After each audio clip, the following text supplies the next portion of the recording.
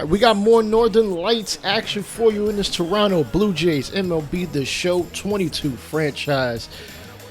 As we take on the Baltimore Orioles, the bottom-dwelling team in the AL East. Though you might not be able to tell the way we've been playing, Hyun-jin Ryu is back in our rotation. And believe me, we could really use his veteran savvy. Thomas Hatch is being sent down to the New Hampshire Fisher Cats after giving us 29 innings and a 1.79 whip. That's almost 7 ERA. Almost 7 FIP. Just about the same in ERA. We were 1-6 in games in which he pitched. He's got to go down. He's just, I don't know. He's been pretty unlucky, just like most of our pitchers. And as you can see, Hyun-jin Ryu is back. Maybe he should have made a rehab start. He gives up a lead-off home run to Colton Cowser. Really think we should have put him in a rehab start before he did that. But you know what? It's going to happen sometimes. You're going to give up a long ball, even early, all right? You pretty much know this lineup. Cowser, Arnaez, Mullins, Mountcastle, Rutschman, Hayes, Newstrom, Welk, and Taryn Vavra. The irony is, I'm actually doing a rebuild away from this series featuring the Baltimore Orioles, so check that out at a later point in time. Jump to the top of the second. Robert Newstrom is going to sit down, striking out as Hyun-jin Ryu is finally able to sit down the final batter in the second inning. All right, we jump to the top of the fifth. There really wasn't much going on, and Austin Hayes drives Ryu deep to left, and he gives up yet another solo shot. Fortunately, it was just a solo shot, so we still have a chance. That's his 16th of the season. Hopefully, our offense can come through, give him some run support. Hell, give anybody or any of our pitchers some run support. We really haven't been scoring a lot lately as Taryn Vavra laces one down the left field line, and Hernandez pump fakes for some reason. I mean, listen, he would have been safe anyway with a double in the top of the fifth, his second double of the season. He seemed to be getting more playing time lately. 60th pitch from Ryu to Cowser, who hit a long ball early. Is going to hit this one to right, and Tapia. Oh, he's unable to corral the ball as it didn't seem like it jumped very high over that wall.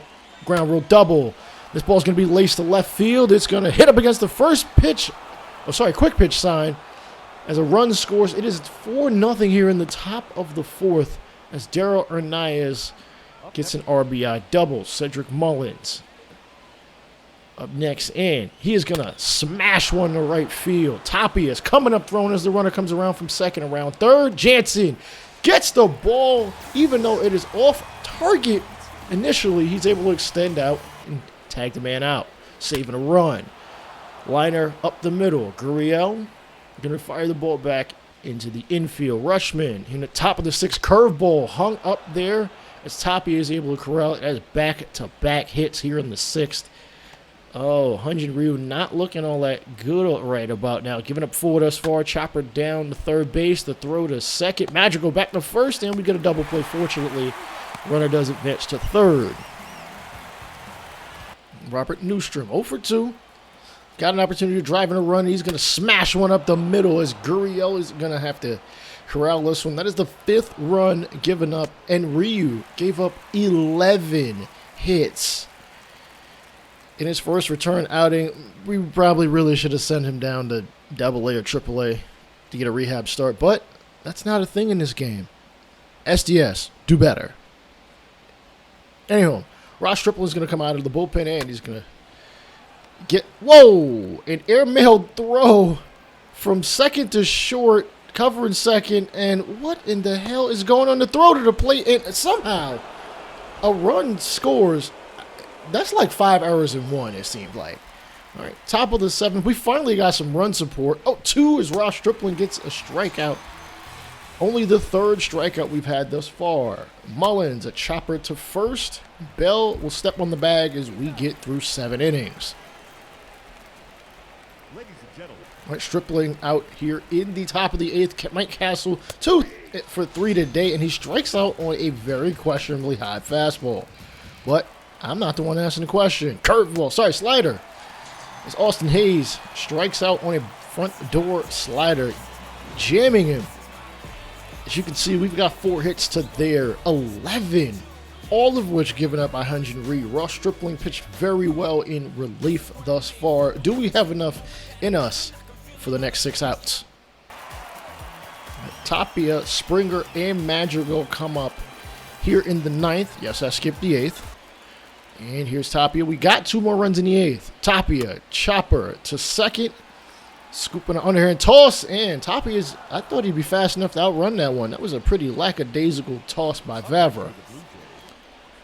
Here's Springer, 1 for 4, 2-2 count. Swing and a miss, high fastball. Man, we really need him to come through. Bro, just swing for contact. Just get on base. He'll be the second out. Look at the pitch sequence. Fastball away, slider, and another fastball away, followed by a fastball up top to get him out. Madrigal with an opportunity to get a walk. And he's going to lace one to left. And, oh, man, unfortunately, we didn't have enough offensive firepower in us to protect the nest. And we end up losing 6-4. We jump to the next game as Baltimore continues to creep up in the standings. But we have a solid cushion. Granted, we are in 4th place. They are on 5th. Cedric Mullins creeping up on yet another 30 home run season. He has 80 RBIs and a 300 average in 444 plate appearances, scoring 63 times. So he's really been doing his damn best to lead. But as you can see, starting pitching just isn't their strong suit. 4-13 is Jordan Lyles' record. A 5.80 ERA is what we really can attribute to him, not the wins and losses. But he says no worry about that as he gets the first strikeout of the ball game, punching out Springer. Bo Bichette steps up to the plate, 0-2. He is going to lace a high sinker to center. He's been probably, if not our best, maybe our second best offensive threat this whole season. As here's our starting lineup. Springer, Bichette, Bell, Madrigal, Gurriel Jr., Biggio, Espinal, Jansen, and I believe that was Tapia at the bottom of the lineup. Ignore his 2022 All-Star. That should not be a true representation of how he's played this season. Don't get me wrong, Bell's been very good, but he switched leagues. Unless he hit 18 home runs in like a month and a half, which really was like 2 weeks. Remember, we traded for him July 1st. SDS do better. Anyways, fly ball to right field. It is going to be out in front of the second baseman who tries to run in the right field. Can't get it. He extends his hit streak to 10 games. Surprisingly, somebody forgot to put a graphic up. Gurriel stretching out for a slider he had no business swinging at. He'll be the first casualty of the second inning. 3-2. Biggio is going to work a walk. Runners at first and second for Santiago Espinal. Him, Biggio, Madrigal. I've kind of created a bit of a logjam at second base, I just realized. Though Espinal can play third, he is going to... he's not going to do his part to drive in a run. I thought we were going to have a runner come around. We really could have used it because the double play is still an opportunity. And Jansen is going to hit a pop-up into the infield, just on the border of the infield. That'll be the second out. We really needed a sacrifice fly for a run. Tapia. Fastball, going to be hit to left. Gets past the outstretched arm of the shortstop. Runner coming around. We've got 2 runs. It is 2-0 Toronto here in the second inning. Bichette can tack on more. Bases loaded, and he's going to hit this one. 2 right. Going back at the track, at the wall. Oh, not really at the wall. Really towards the foul wall, let's be real. As Jordan Lyles is able to get out of it without giving up major damage. Jump to the 4th. And Biggio takes a low fastball. Vavra backhand toss to first, and it is not going to be in time despite the shift. Here's Tapia. 2 outs. No strikes. And ball hit the left. It's going to be caught. We get through 4 here in the second game of this series. We jump to the bottom of the 6th. And Madrigal's going to lace one over the shortstop in the center. Left of center, that is. And he'll get another single. Very high contact guy. That's why we got him. Probably should have moved one of the other guys that can play the same position. His slider is going to be hit the right field, and we're going to go station to station at this point. All right, Santiago Espinal. Again, he plays second. He plays third. I don't think I'm getting rid of Chapman anytime soon. He plays better defense and is overall better offensively. Chance is going to smack one to right field. Oh, and it hangs up a little bit too damn long. If that had gotten down, we could have gotten another run because you know I do not feel comfortable with a 2-run lead. Bases loaded. Cedric Mullins, 2-3. 2-4-3, that is. It's going to be a fly ball to left of center. Springer taking a really odd track to the ball, but he's able to get to it. A run will score on the sacrifice fly. Trey Mancini. High fastball, and okay, I'm not going to... That didn't look like a strike to me, but I didn't ask. All right. Can Merriweather get out of this one? It's a high fly ball to left field. It's going to bounce and hit up against the out-of-town scoreboard. One run will score. Another run is going to score. Baltimore is taking the lead 3-2. That's Austin Hayes with a 2-run double. Newstrom, 2-2. Chopper in front of the plate. Jansen scoops it, tosses it right to first, and we get out of the 7th inning. Only down by 1. Austin Hayes gives them a lead. Nick Madrigal, 2 for 3. We just want him to get on. Ground ball up the middle. We got another base runner. Good to see. As we'll call on a pinch hitter for Teoscar Hernandez. Not batting all that well, but he's batting okay. He hits lefties pretty well. What can he do in a 2-out situation? And he gives it a charge to right. Unfortunately, the Canadian air is too dry for that ball to fly very far. Probably should have power swung. Let's be real. I can barely normal swing at this point. Danny Jansen laces one over second base into the outfield. It is going to be into the gap, and Jansen will go 2 bases. He probably could have went 3, maybe. Let's not chance it. We got a runner in scoring position. We're down by 3. Tapia, bat on ball. I'm not asking for much. Slider, going to be hit to right field. It is going to be caught. Jansen tagging up in second. He is hustling to third, and that's a little questionable. But Baltimore's outfield, other than Hayes, really doesn't have that many strong arms. They'll call on Cole Sussler, 32 of 35 in save opportunities, a 2.14 ERA, 38 strikeouts to 15 walks. Both righties and lefties are hitting under 215, so he is the man that they are going to call on to face George Springer. He's got 60 RBIs to his name, 17 home runs, but is down a strike. Honestly, if he can hit one just over an infielder, not even looking for anything crazy. He's going to ground one to third. It kicks off the glove, able to recover quickly and throw to first. And unfortunately, we have lost back-to-back games to the bottom-feeding Orioles. Cedric Mullins, 3 for 4, a home run, 3 ribbies. Austin Hayes contributes 2 RBIs of his own. That is all 5 of their runs. And yet another ball game here in Toronto as we look to close out this series, hopefully with some kind of respect if we can win it. We had an opportunity in the previous game, and we call on quite possibly our best pitcher, Alek Manoah.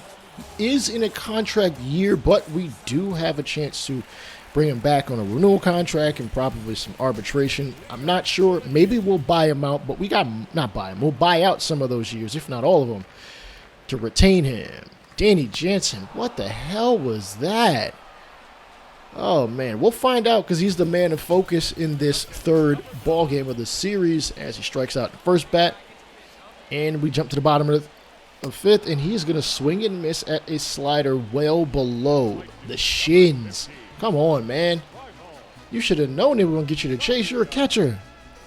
Pitch sequencing. I mean, I get the pitcher can shake you off, but damn. All right, tie ball game at 3. He is 2 for 10 in the series with only a double and a single to his name. But he has only struck out twice, so he's at least putting the ball in play. I couldn't tell you his BABIP because, well, they don't keep that kind of stat in this game. Slider, high and inside, jams him a bit. It's going to be a fly ball to shallow right. And unfortunately, despite a runner in scoring position, we can't advance him. Jump to the 8th. Still a tie ball game. 2 outs. Jonathan Bolin gets him the swing and miss. As unfortunately, this ball game will be tied going into the 9th inning. Almost an even amount of hits for both teams, an error for us, none for them.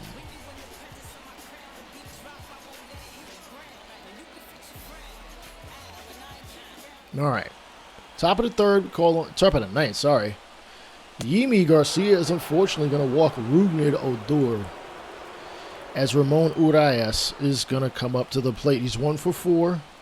Odor is not a steal guy, so no hit and run there and a strikeout.